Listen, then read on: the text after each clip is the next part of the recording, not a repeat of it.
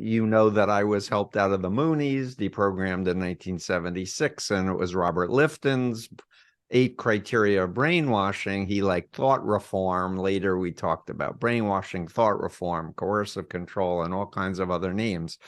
But I realized undue influence is and this was through the help of Alan Shefflin.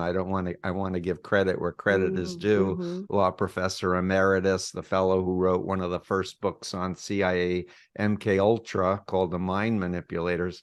And he said, Steve, we're not going to sell brainwashing in courts and to lawyers.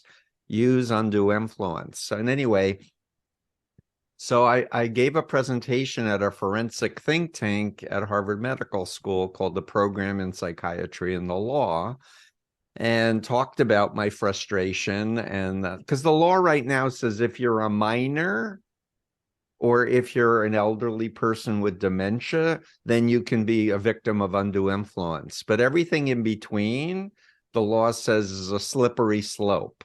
And Rachel, and I know it's not a slippery slope. There are very clear behavioral patterns to watch out for, to identify, because, people call us and say, have you ever heard of this group? And we may not have heard of it, but then we hear the story of how it operates and investigate it further. And it's like, walks like a duck, quacks like a duck, feathers like a duck. So the idea was, how do we change the law? Because if we can change the law, we can change policy around the world.